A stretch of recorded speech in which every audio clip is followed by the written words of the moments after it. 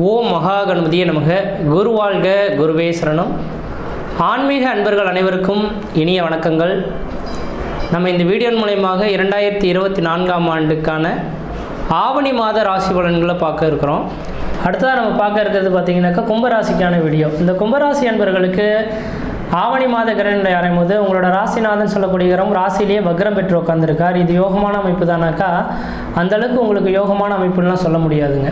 காரணம் என்னென்னா, ஜென்மத்தில் சனி பகவான் இருக்கார். ஜென்மத்தில் சனி இருக்கக்கூடிய காலகட்டத்தில் குடும்பத்தில் கஷ்டம், நஷ்டம், வம்பு, வழக்கு, சண்டை, சச்சரவு, கோர்ட்டு கேஸு, மன நிம்மதி குறைகிறது, பொருளாதார நெருக்கடிகள் இருப்பது, கடன்கள் அதிகரிக்கிறது, உற்றார் பகைமை பாராட்டுறது, இது மாதிரி பல்வேறுபட்ட கஷ்டங்களை சந்திக்கக்கூடிய நபர்களாக இந்த கும்பராசி அன்பர்கள் இருந்துட்டு இருக்கீங்க. இது உடனே தொடங்கிடும் சொல்லிட முடியாது.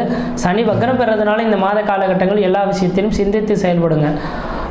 அது மட்டும் போதாதுன்னு இந்த நேர காலங்களில் யார்கிட்டயா பணங்காசுகள் அண்ணன் தம்பி மாமன் மச்சனை யாரும் வந்து கேட்குறாங்கனாக்கா பணங்காசுகள் தயவுசெய்து கொடுத்துறாதீங்க.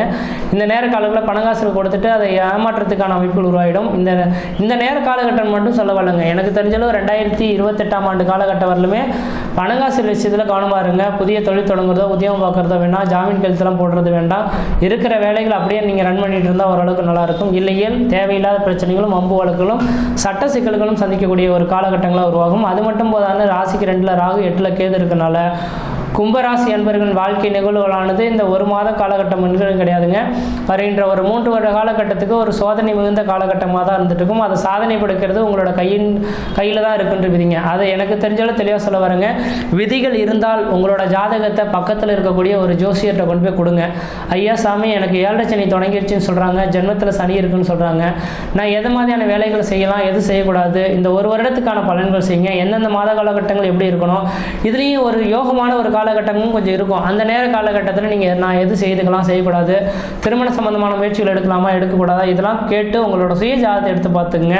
கண்டிப்பாக உங்களோட சுய ஜாதகத்தை அருகில் உள்ள ஜோதிடரை கொடுத்து தெளிவாக செக் பண்ணி பார்த்தீங்கன்னாக்கா இந்த வருட காலகட்டத்தில் நடக்கக்கூடிய நிகழ்வுகளை துல்லியமாக செய்திருவாங்க. வண்டி வாகன தடைகளோ பிரச்சனைகளோ எந்த நேரத்தில் இது நடக்க போகுது, நீங்கள் கவனமாக இருங்க அப்படின்றத சொல்லிடுவாங்க. அதை நினச்சி நீங்கள் முன்னாடியே கொஞ்சம் உஷாராக இருக்கிறதுக்கான வாய்ப்புகள் உருவாகுன்றீங்க.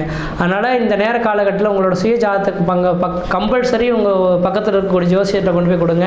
எடுத்து பார்த்துட்டு அதுக்கு பிறகு முயற்சி எடுக்கிறது தான் ஓரளவுக்கு நல்லாயிருக்கும். இந்த கும்பராசி அன்பர்களுக்கு எனக்கு தெரிஞ்சாலும் இந்த நேர காலங்களில் புதிய தொழில் தொடங்குறதோ உத்தியோகம் பார்க்குறதோ ஜாமீன் கழுத்து போடுறதோ கொடுக்கல் வாங்கல் விஷயமோ கண்டிப்பாக செய்யாமல் இருக்கிறது தான் ஓரளவுக்கு நல்லாயிருக்கும். நீங்கள் மீறி செய்கிறீங்க அப்படின்னாக்கா அதில் இழப்புகள் தான் சந்திப்பீங்க. இந்த இழப்புகளை பார்த்தீங்கன்னாக்கா மகர ராசி என்பவர்கள் கடந்த 5 வருட காலத்தில் அனுபவிச்சதை அந்த நபர்கள் யாராவது கிடைச்சாங்கன்னா கேட்டு பாருங்கள். கடந்த 5 வருட காலத்தில் என்ன நிகழ்வு நடந்தது அப்படின்ற மாதிரி அந்த 5 வருட நிகழ்வு தான் உங்களுக்கு நடக்கிறத பார்க்க முடியும். அதனால் கொஞ்சம் சிந்தித்து செயல்படுங்க.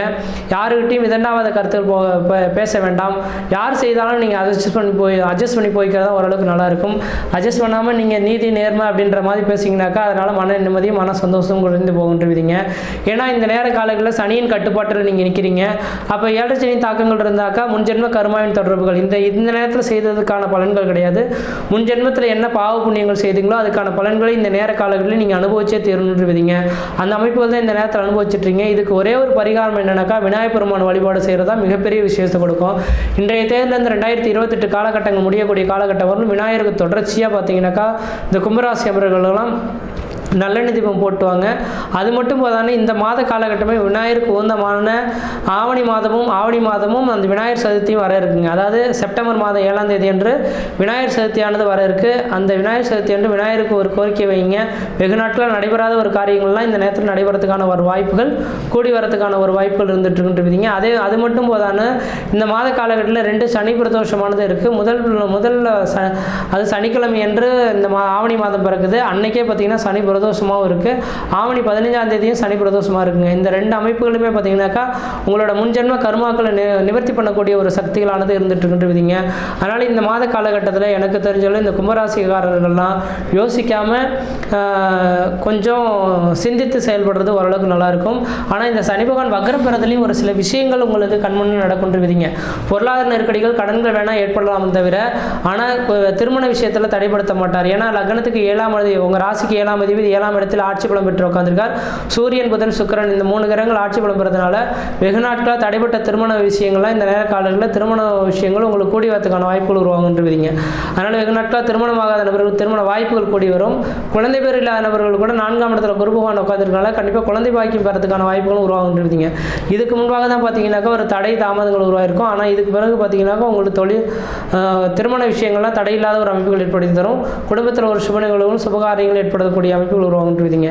மற்ற விதத்தில் உங்களுக்கு எந்த விதத்தையும் தோஷங்கள் பாதிப்பு கிடையாது. சீரும் சிறப்பாகவே இருப்பீங்க, நலமாக இருப்பீங்க. கும்பராசிக்காரர்கள் இந்த ஜாமீன் கையெழுத்து போடுறது கொடுக்கல் வாங்கல் விஷயம் மட்டும் கொஞ்சம் எச்சரிக்கையாக இருந்தால் போதுமானது. மற்ற விதத்தில் தோஷம் கிடையாது. இந்த மாதத்தில் வரக்கூடிய 2 சனிப்புற தோஷத்துக்கும் போயிட்டு வழிபாடு செய்துட்டு வாங்க. ஒரு லிட்டர் பால் ஒரு முளம் முல்லைப்பூ வாங்கி கொடுத்து வழிபாடு செய்துட்டு வந்தீங்கன்னா முன்ஜென்ம கருமாக்கள் உங்களோட அதோட கழிந்து போகுன்றீங்க. மற்ற விதத்தில் எதுவும் தோஷம் கிடையாது. சீரும் சிறப்பாக இருப்பீங்க, நலமாக இருப்பீங்க. நன்றி, வணக்கம்.